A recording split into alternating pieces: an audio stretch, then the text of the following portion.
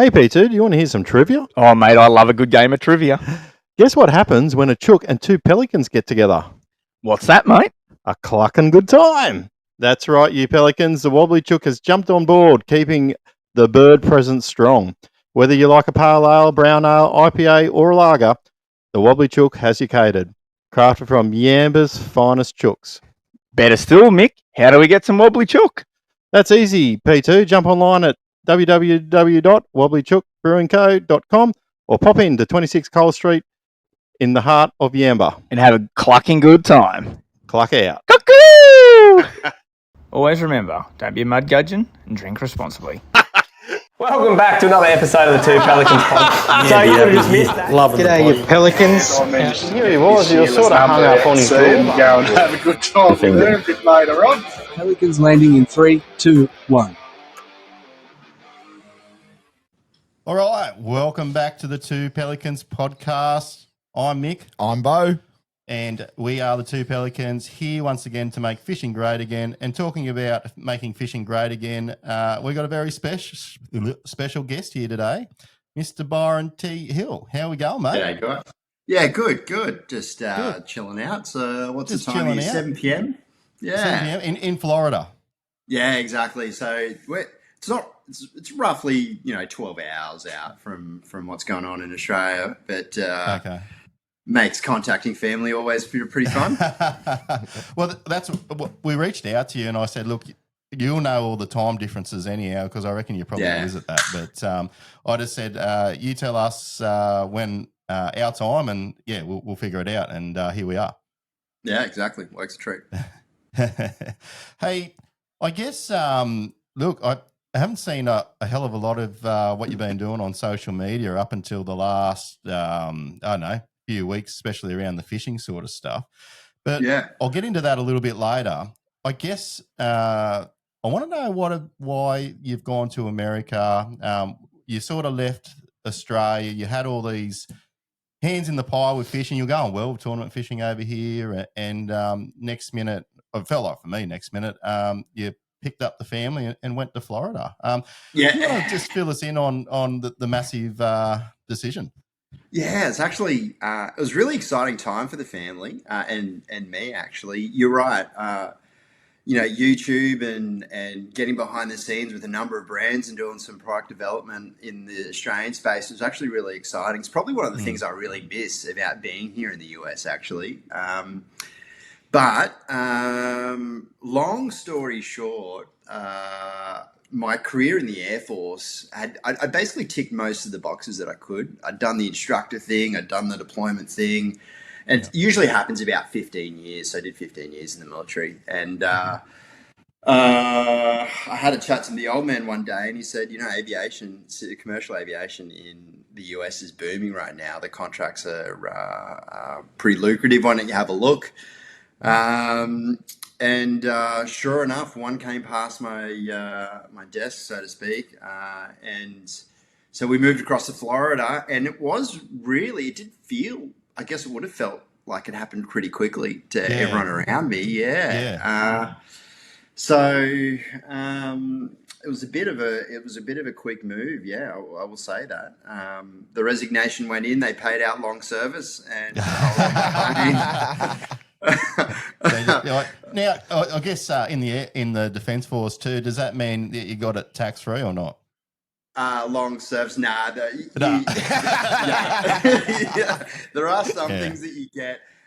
So you would see that the reservists, they do ads all the time, and that's the tax-free money. If you're a full-timer or like just a normal employee, you do pay tax. I wish it was tax-free. Right. That would have been nice. Bloody loopholes. Yeah, I actually would have probably spent it all on tackle anyway. So yeah. Of course. But the boat went up for sale. And that was really nice. That boat's exchanged hands a couple times actually since it's been in Australia, and I came across here. I lived in a hotel here for 6 months, and in that hotel, the wife and whatnot, actually, a big shout out to her. She settled all our affairs in Australia, got the kids ready, school, all the rest of it.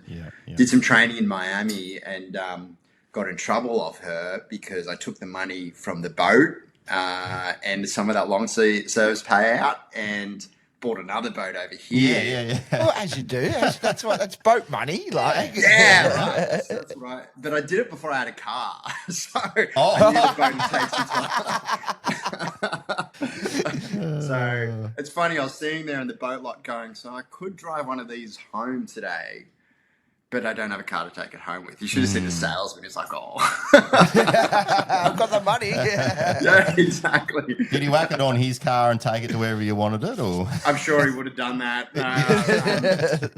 I ordered a Phoenix, a boat custom coloured anyway. I like the black and white. Just it seems to work with me. Exactly. For the resale as well, I often think about the resale of the boat so I don't tend to go too flashy, just myself.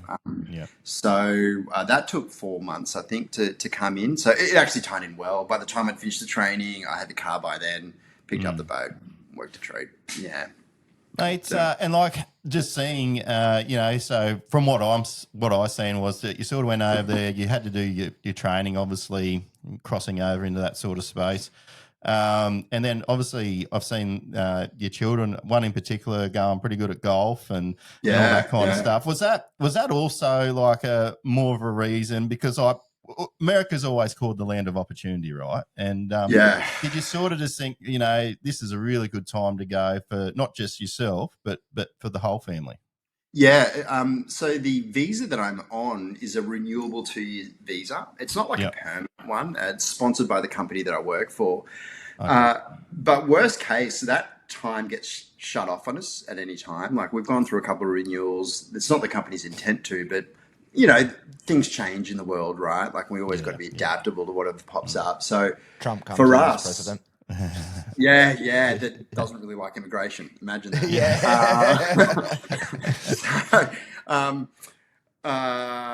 We are, I guess, ready to go back if it needs it, but I don't know how to say this other than, new chapter in our lives. Let's explore. We've got young kids. A lot of my buddies have young kids and they want that kind of protection, which is totally fine. They don't really want to go to the US, or they don't want to destabilize that stability that we try and provide our kids all the time.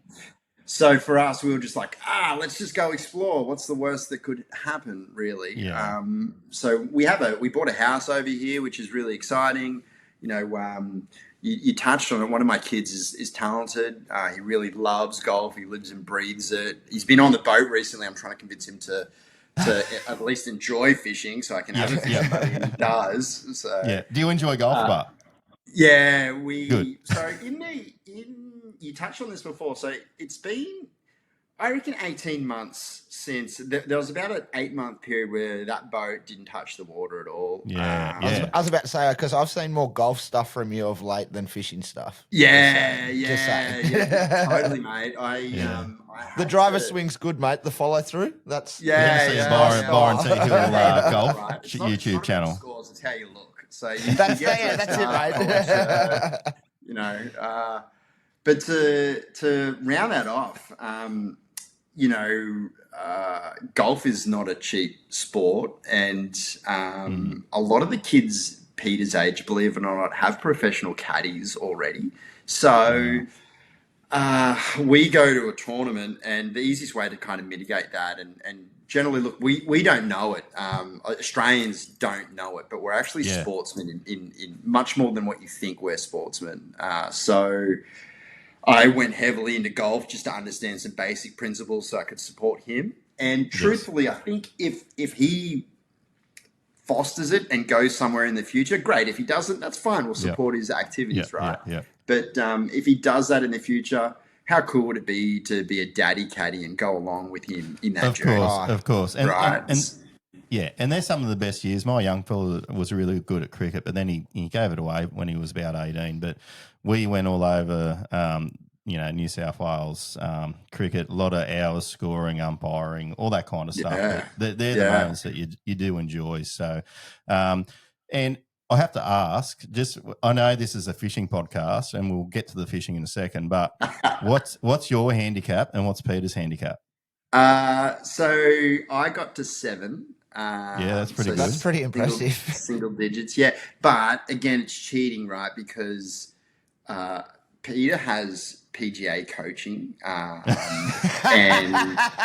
I'm kind of just hanging out in the background going, hey, Yeah. guys, what You're about paying this? for the You know? PGA coaching. Yeah. So 2 for all 1. the when they've got golf camps and studios and tournaments and whatnot, Yeah. I'm kind of hanging in the background going, what about, and then they're helping me out. So it was Yeah. really kind of accelerated. We also live on a golf course. We lived previously on a golf course. We live on in our first house that we were renting. Now we're on another one. So access to, you know, the putting green and the chipping, it's just here. You know, what are you doing for the next 30 minutes? Nothing. Grab your clubs, Yeah, mate. Let's 100%. Go play in the backyard. Yeah. Yeah, Mate, exactly. That's unreal. I have So to, he's to answer. I just talked about me then, but he doesn't. Yeah. He is in the tournaments that he plays. He plays scratch. He's on scratch. So now they're distance penalised, right? So he's not hitting par fives from 500 yards out. He's you know, playing an amended one that would take him technically 2-3 to get to the hole anyway. So it'd still take me 10. Yeah. Sometimes I'm sitting there half the time going, no way. I can't believe the shots that kid's hitting. So if it turns into something great, if not, well, you know, he'll have a skill for life. So that's yeah. And once again, like everything, and tell me if I'm wrong, but everything's just bigger and better in America, and they're just like that's a massive opportunity just to have PGA coaching like that. You know, we're in the same county that Tiger Woods as a child competed in. So our county is well known. There's a lot of structure behind it.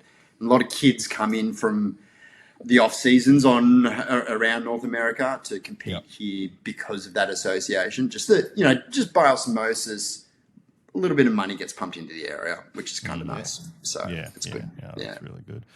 Mate, we better get on to the fishing. A little bit of fishing. Now, I've just seen over the last couple of weeks you're starting to drop videos again. I just went and had a quick look at your channel there before. I think you're up to like 16,000 subscribers. When you were in Australia, you made some really good videos, tuitions, product reviews, all that kind of stuff. And I really felt like you sort of set a precedence about how, you know, fishing and YouTube and around tournaments sort of should set up. And I'm absolutely excited to see you back into it again. What are we going to see from you over the next coming year or two? Mate, thanks for the compliment, first of all. I didn't expect that. But look, this fishing industry in the US is a different beast. You know, I probably want to touch on a few different comments, ideas to bring Australia to the US because it's funny. There are some techniques that we use in Australia that have let me that you guys use. Everybody that would be watching this uses is really good at, like light line, and that is not a thing here. I'll give you an example. I know I digress slightly, but. So I was on the water yesterday filming a forward-facing sonar video that then went live a few hours ago. But there were 70 odd bass boats parked in the trailer, all their trailers, and on that one lake. Now that lake's not a huge lake, but it's big enough, and that's in itself one lake larger than arguably the Australian tournament scene right there, right? Arguably, right? Yeah. And in Florida down here, everyone is about power fishing. So they're about 40 to 75 pound line on broomsticks. And, you know, you get that bite, you set that hook, you see the photos and the images of guys setting the hooks. And you have to do that because the mouth is not soft. It's like, it's cartilage. There are soft points, but you get the idea. And you get them out of the sticks and the weed and the structure that they're in. And that's how you get big fish here. That's just how it's always been. Along comes Byron that doesn't know how to fish that, tries bait casting. Like I was trying to learn bait casting in the 3 or 4 months prior to coming across here. Truthfully, it's the first time I held a bait caster. Like that's how spinning and brim focused I was. Just a couple of brims here. Exactly. So I get, Miller helped me out at the start. They give me a bunch of, they helped me buy a bunch of rods that were technique specific. A little shout out to those guys. And I bring my Daiwa rods across as well that are light spinning rods. And I kind of spent the last 12 months, learning a little bit, forward-facing sonar, doing the rest of it. And yesterday I turn up. There are people on the spot that I was kind of looking for. About 7 or 8 boats on there, and I look at them, and they're all power fishing, 10-inch worms, big jigs, 3/4 ounce jigs with trailers that are probably that are 3/4 the size of my hand. And I go in, and none of them are using forward-facing sonar, and I'm scanning underneath them. I'm like, there are fish everywhere here. They're not hitting them. I go through a couple of baits. I throw a little jig head on with the minnow that we use in Australia, and it is time. So I started on one side of that flotilla of boats, went through, and by the time I was at the other side of the flotilla of boats, I turned around and every boat had a spinning rod out. Like it was in the 25 minutes, 30 minutes that I was there, I couldn't count how many fish I picked up. So Australians and Tommy Wood as well. Like that guy's got talent. I fished with him before. He was a nonny of mine at an ABT. I had a privilege of fishing with him. But what Australians have in our light line game catches fish over here. And I really want to put the idea, if you've got some young kid there that might be watching this that is just interested in making fishing their profession and fishing and financially gainful, I guess. Yeah. Aside from having a giant YouTube channel, and you got to be kind of big to earn, I don't know, like a career amount. Yeah. Brody Moss kind of size. Australia, the US really offers the opportunity if you've got some serious talent, but you do need a bit of capital across here to set yourself up. And look, we've had Tommy on the show before, and we've had a bit of a yarn about that and his little visa debacle. You didn't give me any tips about doing things the right way this time, or? Basement with trapdoor to lock him in when Guantanamo come for him. 91 days, right? Like just the 1 day extra. I spoke to him for about an hour earlier today, and we're talking about St. Lawrence, which is in 3 weeks' time, and I'm hoping to catch up with him up there. But smallmouth in particular is a light bass game that would suit the Australian technique. So I'm really excited and a bit nervous about that, but we're putting in the prep work. So things are good. Yeah, things are really exciting there on that front. It probably leads me into my next question. You're going to go do these Bass Opens. Have you sort of you're obviously doing some this year, but have you really committed to the next season? Like, are you going all out, or what's your intentions over there to fish, I suppose? Yeah, great question. I'm probably I'm very lucky, right? So I'm very lucky in that I did my hard yards at developing a career earlier. I'm not going to probably change that, truthfully. So I work somewhere between 10 to 14 days a month flying planes, and that gives me the other half of the month to spend with my family. Now, that might sound really good, but I'm actually away. So my wife needs relief when I get home. So the last thing I want to do is then get home and spend the next 2 weeks fishing, get in trouble. I mean, every one of our listeners has had to deal with that before, right? It's a week-to-week concurrence for some of us. But it does still leave some time to fish. So my plan is to commit to an open series. That's probably where I'll hang out. Now, not very well known in Australia because we've got Tommy obviously in the Bassmaster series. We've got Carl Jacobson in the Bassmaster series, but there are a number of other big tours over here as well. There's another one called the MPT. There's MLF Toyota series.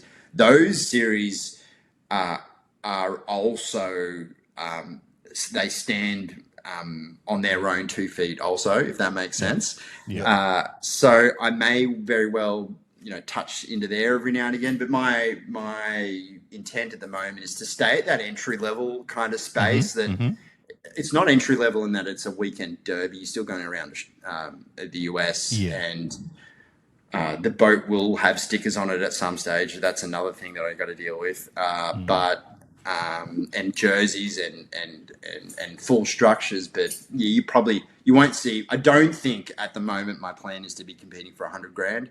An open is 50 to 60K for the win.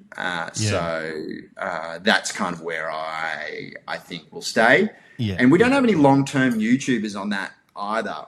Most of the guys in those series are trying to push further higher into the elite. That's right. Series, They're going to. They're trying to get the elite. Yeah. Exactly. I can just be a great excuse to see the US. Honestly, like traveling around. And why not? Why not? It's a great idea. And just on that, what has been your thoughts about being in America? Like you've gone over there, you've just you've gone in, you've said I'm going to go off and do this. You've done that. Do you see yourself staying there long term? Good question. Don't know. See Yeah. how the boy goes with golf. Well, he can't work over here, so technically, there's some rules around our visa being over here. The idea is that I'm the one taking the job, the American job, and that's been approved. My kids and my kids can't come over here and take American jobs, so they've got to return to Australia unless we get a green card and go down that path. But that's how they see it, is it? That you're taking an American's job from being there. Nah, that's just how I right. I didn't know. I was just thinking Trump's gone on another rant. Nah, that's just how I phrase it. Yeah. And truthfully, I think Australia would be exactly the same in reverse as well. If we had guys coming over and doing the same, it's all good. Look, I went back to Australia recently and did a Hobie comp. I was there for some DVA, some defense medical stuff. Yeah. And I opened the chick opened that cabin door out of the aircraft. I walked in and there was like that fresh salt smell. Everyone, the first g'day I heard, and then I felt welcomed doing the Hobie series, seeing all my friends that I was missing. There's truly no place like home. I miss Australia all the time. And the US is great. It suits my family really, really well. We get that compliment all the time. The US looks good on us. It looks great on my wife. She loves it here. So, we only see in Australia the bad parts about the US. But I tell you what, Australia's a huge hammer, not only in fishing, but in the world. We come 4th or 5th or something in the Olympics, and we're the same population size as Florida. Yeah, that's right. That's right, yeah. So Australia's got a lot of credit. And I'm over here, whenever we meet people, we're like the cute puppy dog friend that everyone wants to be like, And they love the Barbie. And, they love Australians. They love the accent. Yeah, they do. Mate, if you guys or your listeners ever come over, Dane Price, so Dane's over here. He arrived yesterday. Yep.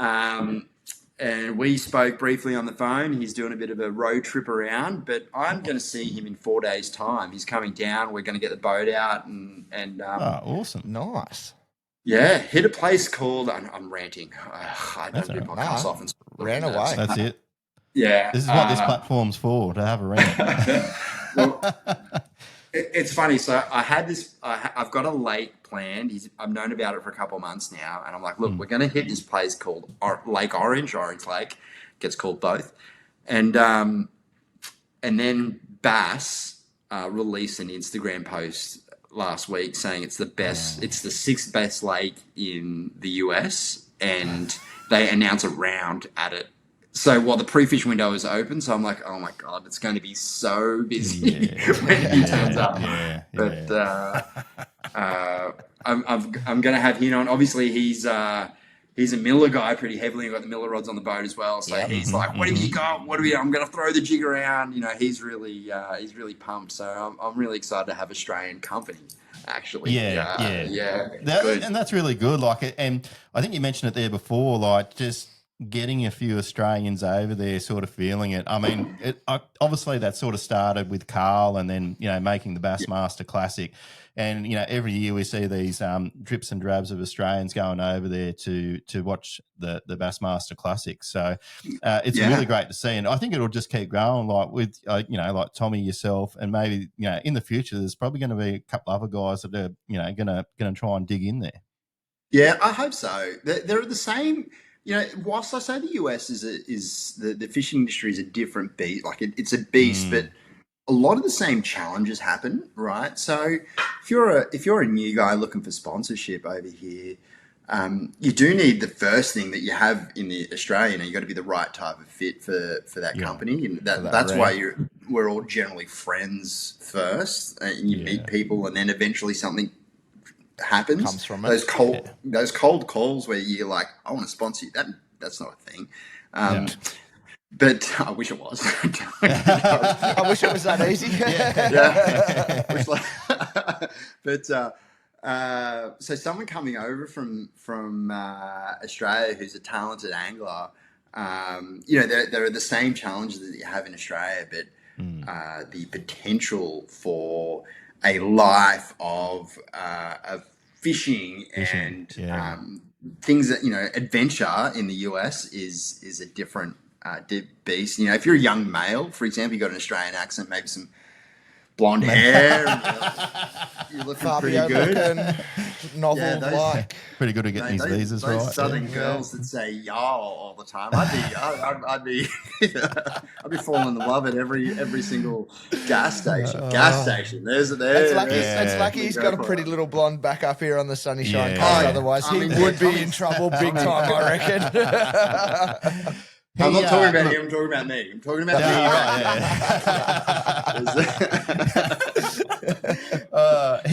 And look, we've had Tommy on the show, and he was telling us a story about when the Tundra broke down, and he wasn't in the best neighbourhood, and God, it was funny, but he has some pretty good yarns, that's for sure. But you guys are going to meet up. You guys have just cut sick. Like, I think I don't know, it'd be just good just to go hang with you two, because I reckon it'd be a wild time had by all. Oh yeah. So I don't know if you know this. I was promising to do a video. Look, the truth is that sometimes I want to do a video, and then I look at the content, I'm like, it's not quite right, and I don't want to really produce it. So I did an open with Tommy years ago when he first came over. The one that he won, I was there. And there was actually a point in the day on Bass Tracker where he and I were like 1 and 2. And such is life as being a nonny, sometimes the guy at the front's got different plans, and that is completely cool. You're the nonny. You just around for the ride, and that's fine. It was a great learning experience for me. But after that event, it was my birthday, and we went to Nashville. And what we didn't know about Nashville, and we did by the end of the night, was that Nashville is the Vegas for dudes, but for girls and bachelorette parties. So Nashville was high boots, Jesse by those Daisy Duke short shorts, cowgirl hats. He went ballistic. Obviously, he's just coming off the win, right? He's like, he's got 20K in his pocket. And he's like, he's on a high. Yeah, pretty much. So we bar hopped a place called Broadway, and the street got closed off at both ends. It's exactly like what you'd expect. It's Vegas, but women everywhere. Is Nashville is that the capital of country music there? That's what I was thinking. It does have an affiliation. So Taylor Swift was a Nashville performer before she went pop. So that's where she got. It's a grassrootsy kind of go there to cut your. I think Johnny Cash sung about it a few times too. Yeah. Going down to Nashville. Yeah, I rate Nashville. I think it's great. Guys think it's a bit too much of a party town, so you go there to visit, but then you're out. Okay, right. It's a bit like the Gold Coast. Probably, yeah. I was born on Southport, on the Gold, the old Southport Hospital in the Gold. Oh, okay, yep. And the missus is from Maitland in New South Wales, so Queenslander. It was that was hard to watch, but anyhow, one thing I wanted to bring up with you, and I'll just sort of set the scene about it. That many moons ago, when you were here for that grand final on the Clarence, we were sort of just talking after it, and this and that, and like me is always me, just it's always a little bit critical, and you just turned to me and said, mate, you said something along the lines is like, it always pays just to be positive, like just be positive. And that sort of just goes in to my question now is like, you're probably one of the most positive people I know. And it rubs off, I think, on a lot of people as well.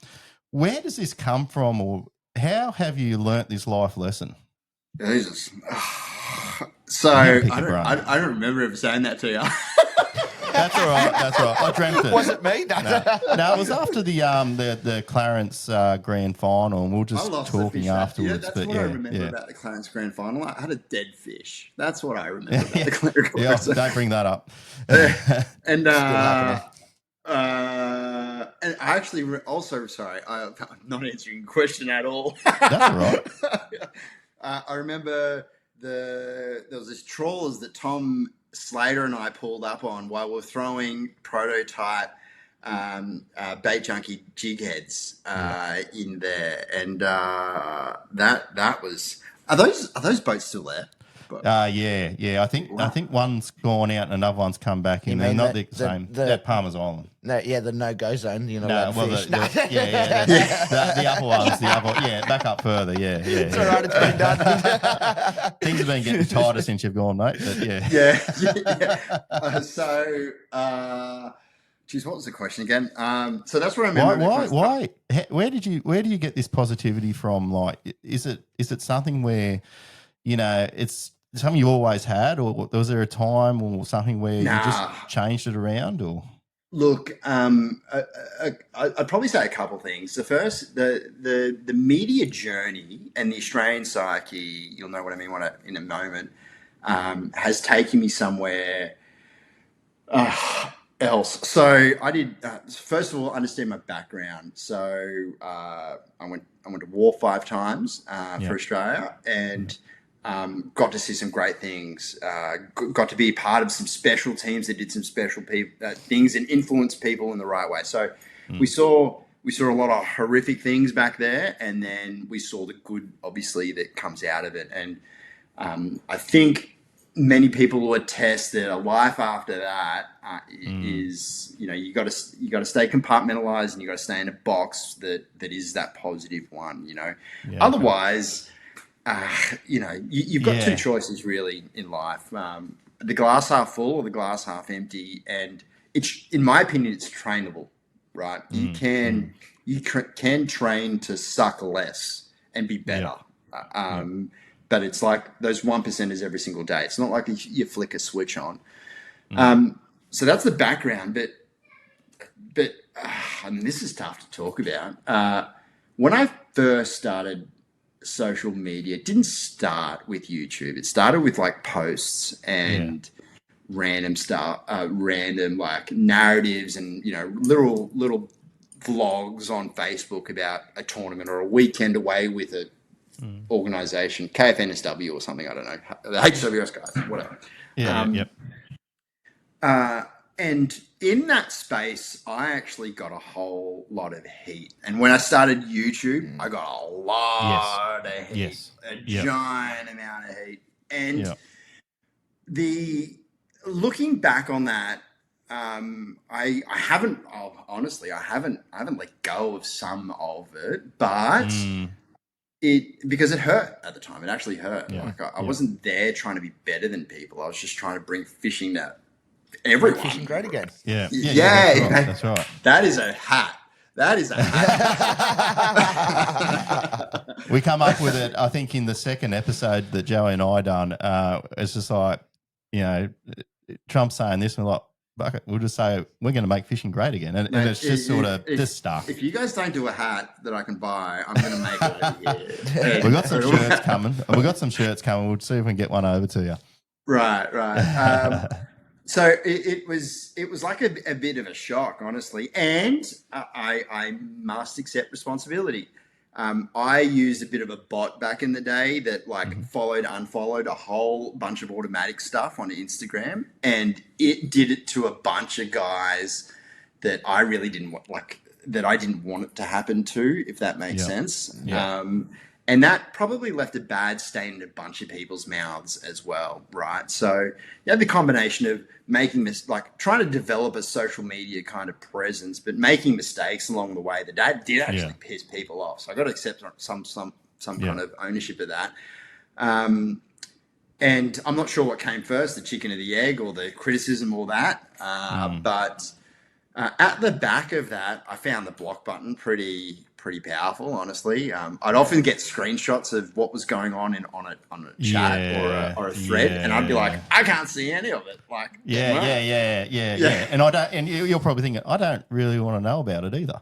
Yeah, and at the back of it, aside from feeling cut at first, I was actually like, well, you know what? I'm putting my opinion out on YouTube about what I think about something. They're also entitled to their opinion to not like me, and that's or be critical of me. That's probably a better word, and that's okay, right? That is completely okay. It took me a little bit to get over that, and then. I think, a few nights more than I care to admit, my wife was just like, hey, you're doing the thing you love. Be positive about it. Who wouldn't love to deal with a brand and their product developer and get a bunch, like a Ziploc bag of just these random minnows that no one's ever seen before, and hey, what do you think? How is that a bad thing, right? So, got to pinch yourself every now and again. Give thanks. It's a bit southern. Be very appreciative. Just what you just said then is sort of a very similar sort of feeling that I had with what I did with my little channel, and this podcast. This podcast isn't for everyone, but we go through and we talk about things, and sometimes I'll get feedback, mostly positive, but not always. And I think it's just how you deal with that, and just see whether it's something to be mindful of. Is it something that you need to address? Is it something that you can fix? Can you have a stronger relationship with these people that have these certain concerns? And I sort of, like you, I just stopped mine for them sorts of reasons, because I sort of got a bit of, flack for just being me, I would say. And it did cut deep at the time, but now it's sort of, I don't know, I've been able to manage that a hell of a lot more better. And I think doing this every week has really sort of, made me a better person for doing it and getting through any sort of negativity, really, I suppose. Yeah, look, I would have loved to have provided some advice. Look, I won't give. I provide advice to anyone that wants to do that. That's from Australia. Right? This is really specific to Australia more than it is the rest of the world, particularly here in the US. But my advice to someone that would go through what I went through would be to do it again. The reason for the way that Australians work is the tall poppy concept. We cut the tall poppy down all the time.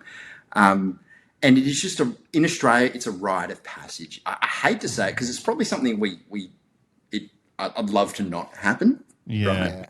But what invariably happens, I won't share the name of the guy, right? But I had heard through circles that this person wasn't a big fan of mine, right? There was a big night at one of these tournament rounds that was like a really big tournament, and all the in group went to a dinner, and I was still breaking in, so I wasn't expecting to go to that dinner.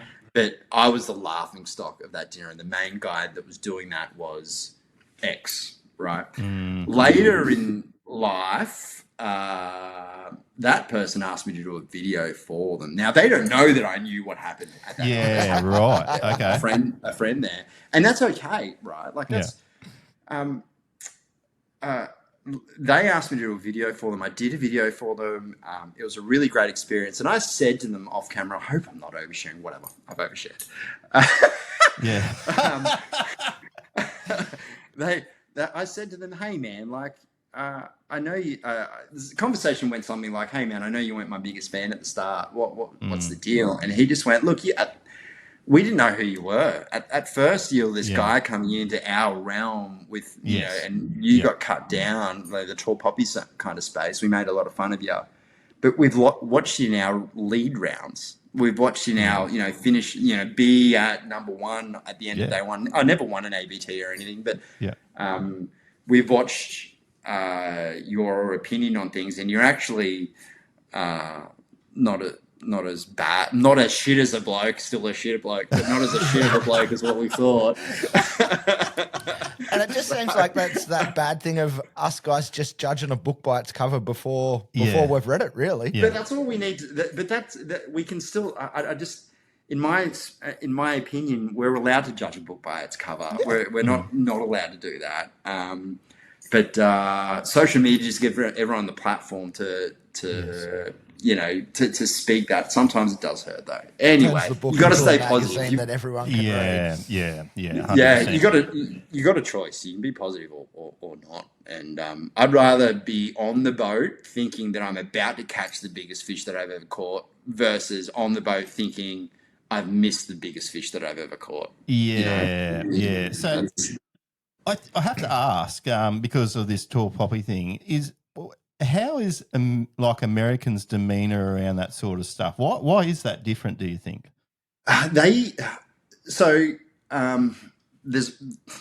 There's a lot more of them, so there probably are there probably are those over there that just go knock on people's door. Did you say this about Terry? Yummy puppy. So there are a number of things that are very systemic in the way that they are brought up in their cultural beliefs, right? Their country is born on the idea that they rose up against the government and gained their independence, so that you'll never see them get rid of guns, for example, right? That's completely foreign to us. But their entire identity as a country is unification, rising up against the government, right? Their national anthem talks about bombs flying, and that's free. Those lines are in there. So no judgment on that. In fact, I'm admirable for the country and their way they identify for how, you know, like I'm an Aussie versus I'm an Australian. I'm from America. You know, they do that really, really well. But Americans are definitely for that guy's trying. You know, that guy might get it wrong. I don't care. He's trying. He's giving it a go. He's doing the American dream. You know, he's putting the effort in, and it doesn't. I find it matters less about how you put the effort in the US. If you're putting the effort in, just period, in whatever, they just tend to find that really motivating. I think that's why you see Carl's. I'm sure there's a better story for him. I'm an outsider looking in, but Carl's Fear My Heart probably was tactically aligned with the idea of, you know, he grinded a fair bit, but Americans loved that he was grinding, you know. That's what he's done there. Where we'll drag you through the Carls, they'll put you up on a pedestal. Mate, I've been dragged through the coals. I'm ready to go through them. Is it a tan that I've got? That's where honestly, you know, I love my time in the Australian fishing scene. If my time here in the US finishes, I'm straight back with you blokes, doing what I'm doing. We'll take you back. We'll take you back. Yeah. One thing I have to ask is, you know, we've obviously seen that you're starting up the YouTube again. Do you want to just talk to the listeners about what they can expect, what you're going to bring to the Australian, not just Australian but the world, but what Australians can get out of these videos from fishing in America? Yeah, look, so a giant percentage of my audience is still is Australian. There's almost no. It's probably, I think the analytics tell me that it's like 15% American. So I don't really, which is why I'm posting at times that are coincident with prime time in Australia. Look, Australians. So the future of the channel is just to show Australians the different beast that fishing is over here, right? Like I think I'm often in awe whenever I turn up to a boat ramp and I see 70 trailers sitting there that are all, that are all high-end trailers, and I want to show people that, because it opened my eyes to it. So you probably look. There are a few. I learned a section from Byron T. Hill YouTube Part 1 of pre-release products, and that was a lot of fun. I really loved the technical side of fishing. But I probably skipped a little bit. I could do better. That's what I should say. I could do better when comparing brands against each other, and you probably won't see that as heavily anymore. I'll probably look at showing I'll definitely look at showing Australians what the bass fishing scene is over here. I'll show Australians how they have the ability to make it big over here, and show them basically the adventure that is the US, the different types of people, how people talk, the food. We've got a 20-hour road trip up to New York State to do St. Lawrence, and I've got the kids in there, so there's going to be definitely, I'm imagining at least a scene or two of just kids going ballistic in the backseat. Yeah. But and 20 hours too, like Australia, like when we go anywhere, like it might be 13 to Victoria or something like that. Like it's crazy the amount of traveling that is involved. It's not north-south either, right? So that is north-south. It's not east-west. Like the east-west is where probably not going to be across in California or LA doing any rounds, and that's okay.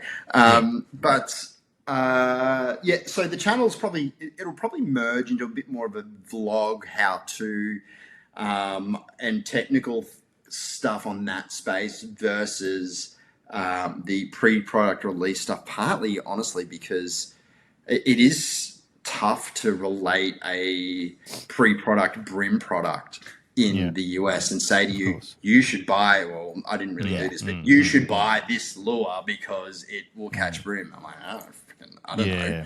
Yeah.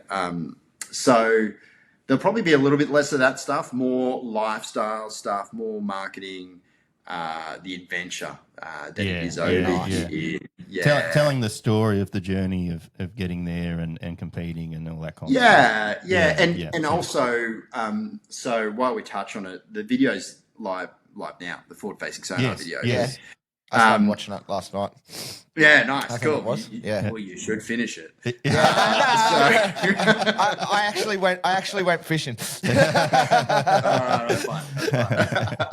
But so in that, for example, I talked to Tommy Wood after it, and I'm like, hey, how is it with your units that you use? Obviously, I've got Lowrance units. He's got Garmin.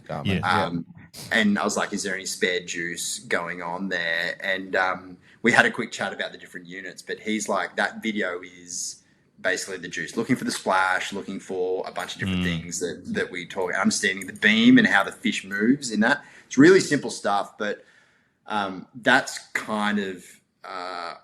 when I was back in Sydney recently talking to the guys, there was like two dudes in the kayak space that had live scope or some form of live sonar thing. And I was sitting there going, Jesus, this is like, someone needs to take the reins of these and open their eyes to catching fish because you want me to tell a story? You got time? Yeah. Heaps of time, mate. We've got all day. Right, cool. So I'm there on day one. I hit a pylon. I've got my bag. I've had a great day just like hopping, but not a huge bag.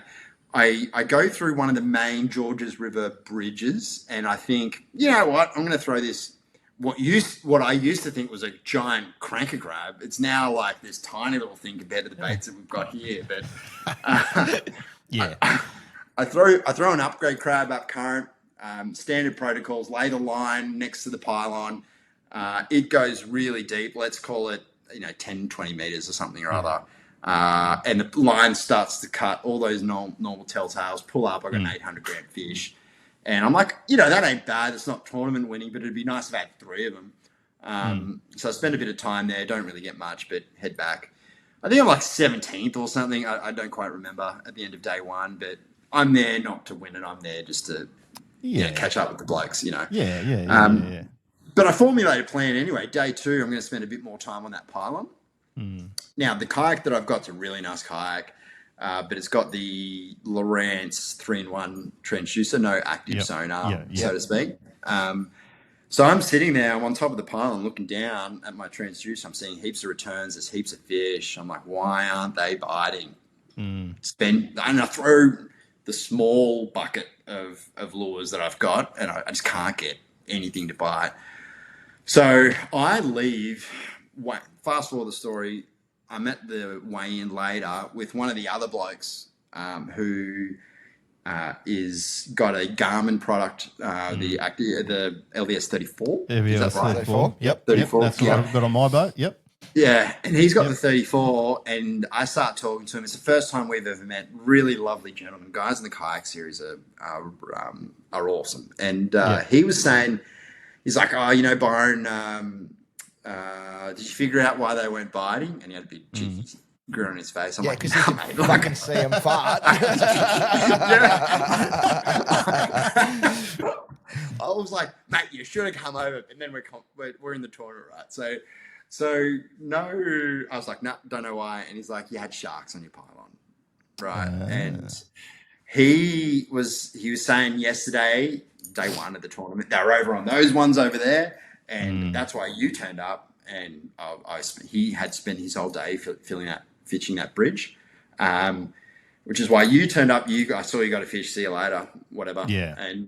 And then on day 2, you just happened. I hit a few spots first, and then came into the fold a little later of that bridge, and no one was on those pylons, and he wasn't fishing them, and there was a reason for that. So he was scanning up and watching the sharks feed. Yes. Right. Yeah.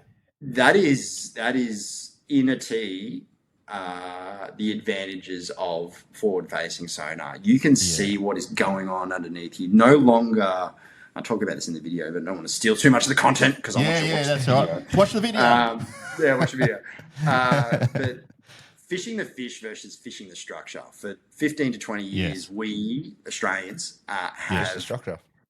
Yeah, fish structure. We've done our research. We've looked at wharves. There was a round I did really well at the Tweed years ago. Went in cold and just fishing whatever, right? Boat hulls, poles, oyster leases at Foster. Whatever your game is, that's what we grass. On that's right. Large So beds. it's like a visual sort of thing, and. Look, I took Bo out for a comp there just recently, and very similar story. I said to Bo, I said, look, because I've got everything on the LBS 34, 8412, just showing there, the bridge, the pylon, got it all in grids in your feet depth. And I said, there's one there, it's about 10 foot down, but there's current. You need to throw it right up the top of it, and then by the time it comes through, I reckon it'll nearly just knock it on its head. And sure enough, you've seen it, and then it just sort of moved, and that was it. Like the fish was on. And away from that, even the other day, perfect. The other day, I'm just there, and I'm like, they're not brim, and it was a school jewfish. And I thought, you know what, I'm just going to throw that and just throw it on their face. And £5 didn't last long. They were good fish. They were really good fish. But and it doesn't matter what your target species is, right? Like it just relates to all of that. Yeah. So I don't fish structure anymore. We used to wait. We used to throw a jig head in and be like, I'm not sure if that's too heavy, or maybe I'm on too light line or too heavy lines usually, or maybe they don't like the color. That guessing is not a thing anymore. So 6 minutes in that last video, it was. I went through a bunch of different. So I basically found a large area that was a lot of bait, and I could see fish moving through it that I wanted to target. Target species doesn't matter. Threw one, no reaction. Threw another one, no reaction. Third one, they're kind of looking at it, but no reaction. Got rid of it. Got the fourth one out. Now, it could have been the fifth, sixth, seventh, or eighth, but the fourth combo went out, and fish just jumped on it straight away. It's a little minnow. And that is the power of forward-facing sonar. That is I'm watching this fish to see how it reacts, to see whether it will bite.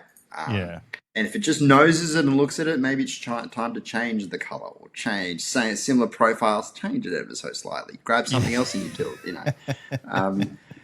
But that's one of the things the big cod gurus over here say that they love about the forward facing when chasing the cod is that they can pitch them 6 different lures till they find what they want and get that reaction out of them. It totally cuts your guessing time down. You're not the amount of questions that you're asking is it's 1 or 2 instead of 10, right? It's much faster. So.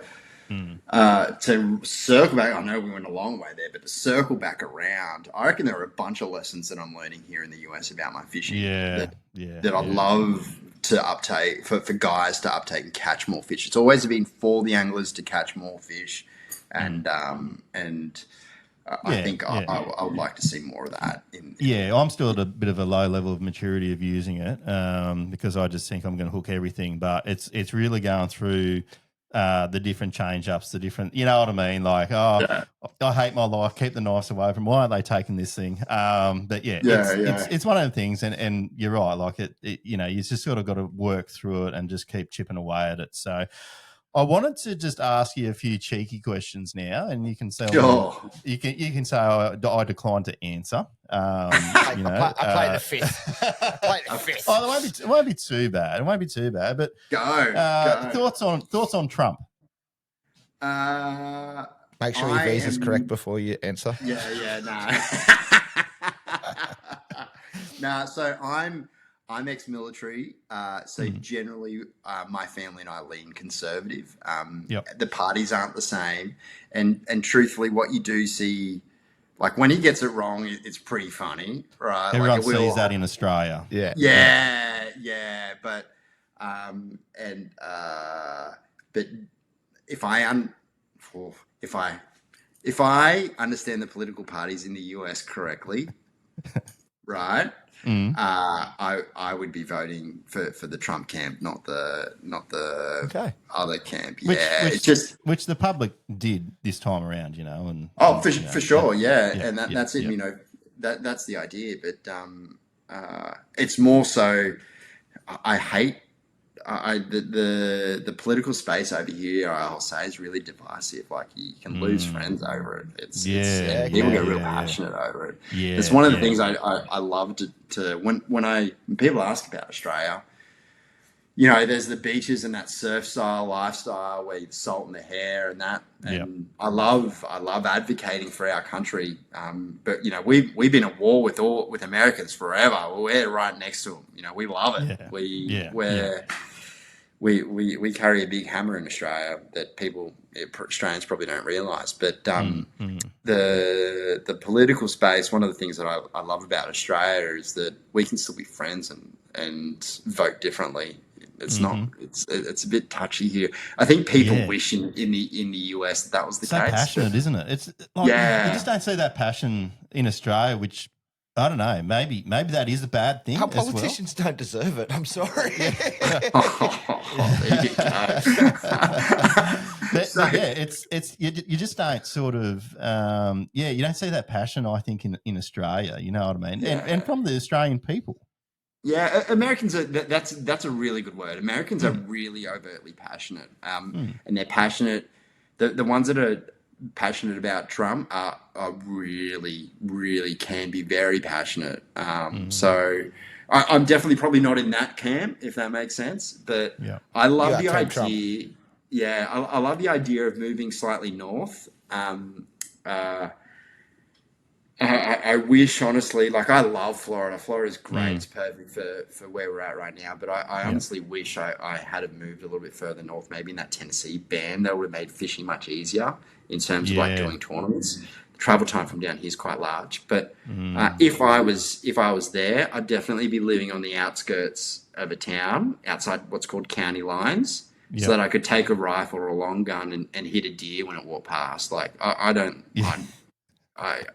feed my family like from that fresh food like that. That's me. Right? You're definitely sounding like an American now. I filled the freezer with beer and There'll be some home content coming by the sounds of this. Yeah. Well, I mean, Carl gets into out of the archery, plane, right? Like, that's this thing. So. My next cheeky question is, what was the most cheekiest sort of thing you got up to whilst you're in the Air Force? You know, you're asking the question, Right. I like not answering that one. Was probably a warm up for that actual second question. You're not silly. Right, hold on. Right, so when I left the military, I was given this bad boy here. Right, it's a quick shot. It's a photo of the students that I was assigned to at the time, and. When I left the military, my time was up. I don't advocate. I think if I was my father-in-law, I wouldn't have been too happy. But I'd really done everything that I could have done in the military. So I was a bit silly one night. I was proper fatigued, actually. I shouldn't have been flying, but it doesn't matter. I thought something was funny at the time, and I think the fishos that already know. Think it's probably funny as well. But this is the front of this is the back. So that bad boy there is my flight path from actually my last flight in the military. And unfortunately it just happened to be over the CO's house, and the commanding officer and I, well, I mean, like, I've had better commanding officers. Let's a bit like a Top Gun fly-through, was it? Yeah, pretty much like that. So Aussie version. So that was it. It was actually, if I may, I hate to say it. Well, no, I don't. I didn't think anything would come of it. Like the pub test in Australia, like the pub test would have been like, yeah, mate, you did something wrong. And I put my hand up. I was like, yeah, I did something wrong. They docked me a couple of weeks' pay as they do on the military. Big deal. Yeah. Be like a high tackle in the NRL, you know. Yeah, pretty much. Fine for saying something you shouldn't. Perfect. You know. Yeah. I'm an elite sportsman. And I thought nothing else had come of it. And then I was like, hey, when it kind of happened, a few things probably lined up to me thinking to myself, you know, it's probably a good way to go out, honestly. Like it was my last flight. It was memorable. I've got a pretty cool story to tell my grandkids. That's for sure. And like I said, the US commercial market was booming at the time with some of the contracts that they've got. The tariffs recently have kind of hurt that a little bit, but what a great opportunity to come over here, discover something new, fish for a new fish, and take my fishing journey somewhere else. So totally. Congrats for taking that leap of faith as well. I have. I might make this the last cheeky question. Go. Now that you've been over there for a bit, everything that you've seen in Australia, what if you could do one thing to make tournament fishing better? What would that be in Australia? Golly. If it was me, I'd be still producing content. So I think economically, the first thing here is I don't think anyone can do anything about it. Economically, we're in the whole world's in a bit of a flat, right? So,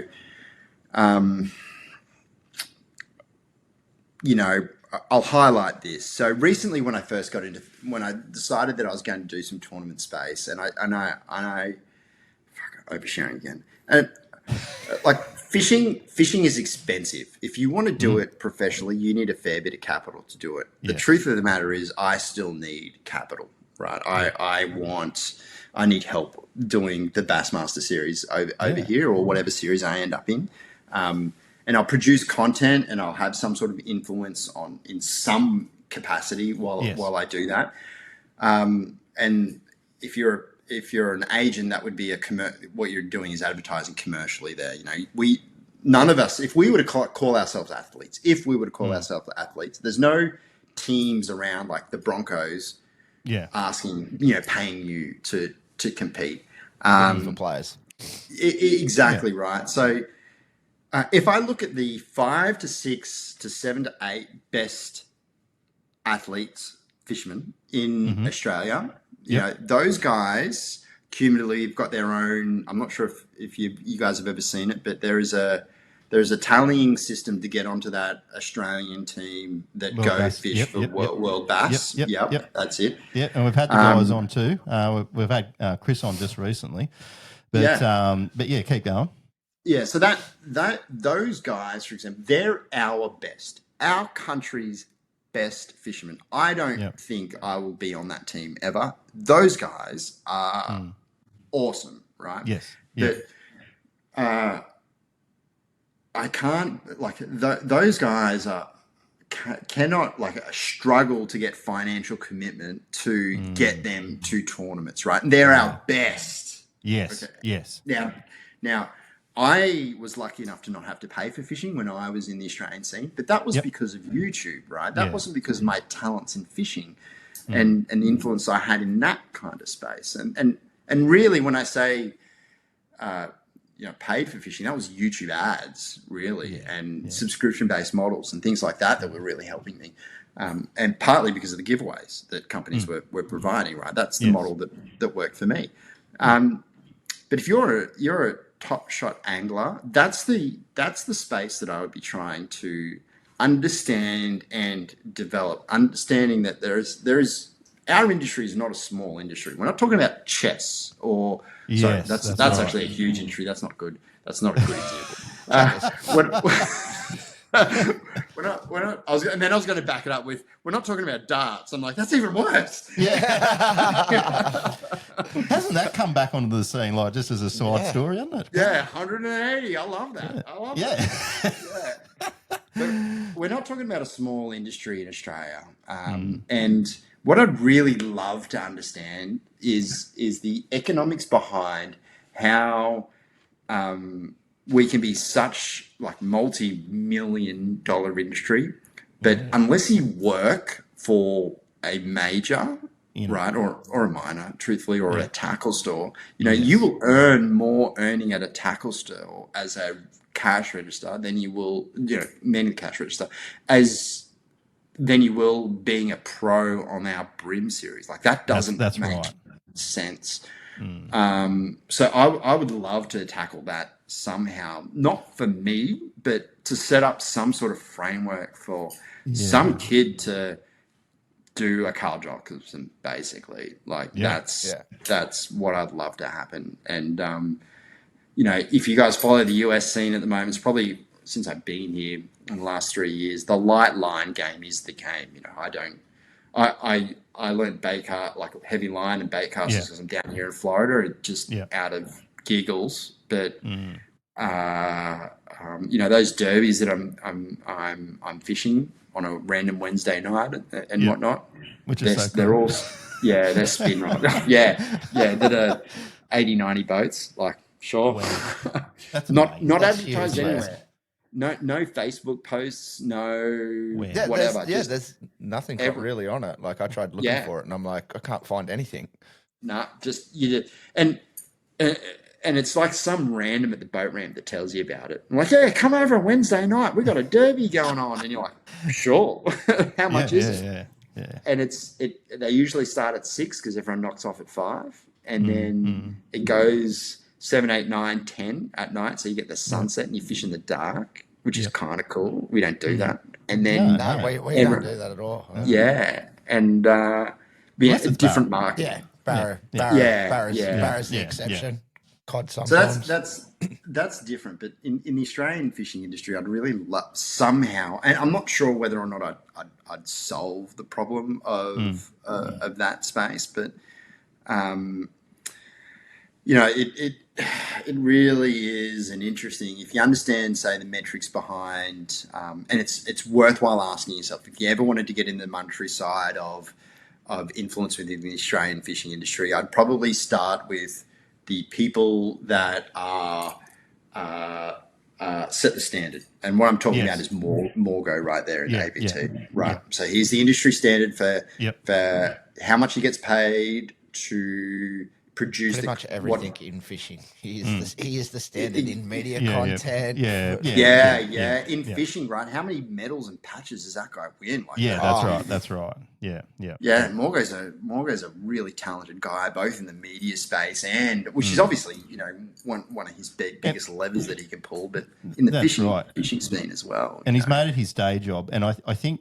This is the thing that has always sort of struck me. A lot of the guys that always do really, really good, and I would say can be consistent, a lot of people that are involved in the industry in their day job is probably what I take out of it. Now, you bring up a valid point, manning the tackle shop counter, probably not a lot of money in that. And as you mentioned, capital, but I guess, they make it back from getting like discounts on tackle and other things like that. But, you got to live, you got to put food on your table, you got to pay a mortgage, you got to do all that kind of stuff. It for someone that wants to, I guess like Carl, like just drop everything and just give everything up like that. That's really, I feel like that's really what someone coming up now will have to do. And like, I sort of see Tommy, once again, he's in the industry or with the family business, and he's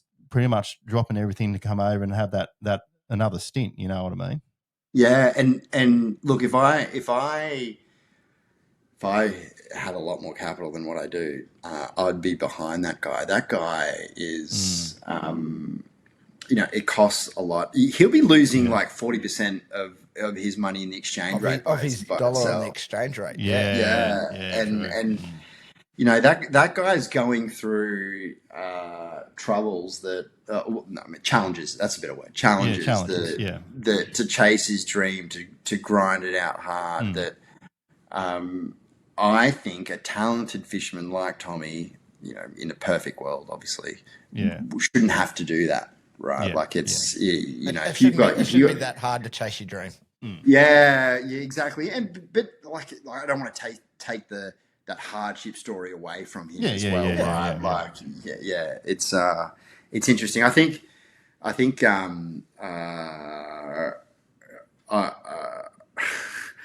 Tommy is over here having an absolute ball. If for some reason, touch wood, it never happens, but if some reason he ended up back in Australia, like full time, not only would we all be disappointed about that, but I don't want him back. He whoops my ass too many times. Yeah, I was going to say, if I go back, I don't want him there.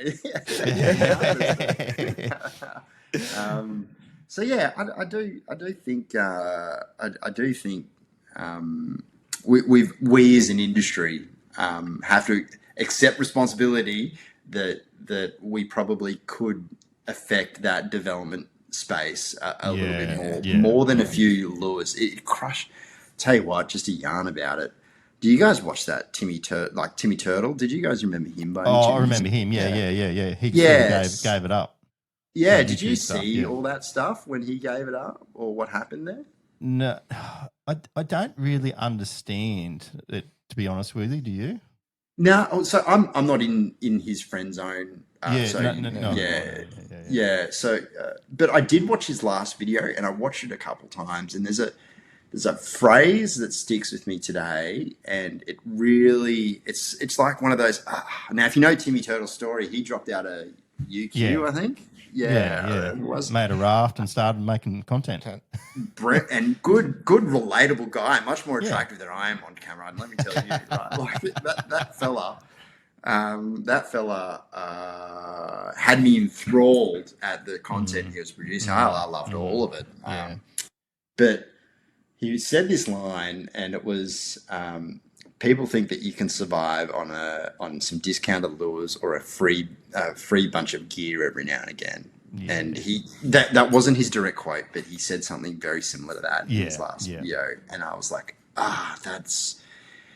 that's really crushing. It really. Now I don't know if that'll ever change. The truth is, I don't know if that will ever change. I don't think making lifestyle. If you understand the metrics behind YouTube as well, and that is a whole nother podcast. Yeah, that's another. That's a whole nother fucking conversation right there.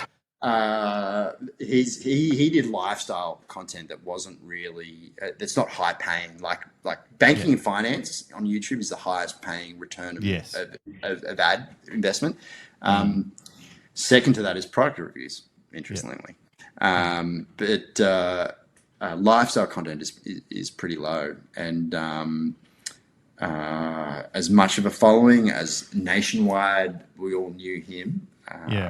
And unfortunately wasn't enough, and that kind of that stinks a little. That does. Yeah, and it's hard to like come up with some sort of solution around that too. Like it's a really it's going to take a whole heap of people within the industry to sort of see whether they can sort of harbour that change a bit. But tough one. Look, mate, tough conversation. Sorry. Yeah, cool, man. Yeah, no, I was going to say tough conversation in this fiscal climate. Like when things are going good, then they're going good. But right now, they're pretty. No, that's 100% right. Mate, we're going to just wrap things up here now. I really appreciate the time that you've given us this morning to just come on and have a yarn. It's been something that I wanted to do for a while now. We spoke about it for a while now. And then you sort of poked me the other day by putting up YouTube videos again. And I'm sort of like, we've got to have a yarn to win. So, well, they're still going to come. Yeah. Hopefully I'll get over there one day. We're just going to time it so Carl, yourself and Tommy, you just somehow fall into the Bassmaster Classic. That'd be good. Oh, could you? Gee, I don't know about that. Just have a go, mate. Make the dream happen for us. I'll tell you how crazy I am. I'm going up to St. Lawrence. I've never caught a smallmouth bass before. Everyone tells me that they're like light our brim game fish up there. So I'm like, okay, well, I'll go try it out. But I need an excuse to go fish for that species. So that's the excuse. No, it sounds like really exciting times. But anyhow, mate, we'll leave it there from our listeners from the Two Pelicans podcast. Thank you very much. And you've been listening to Byron T. Hill. Thank you, man. Have fun. Thanks, mate. Cheers, mate. Bye.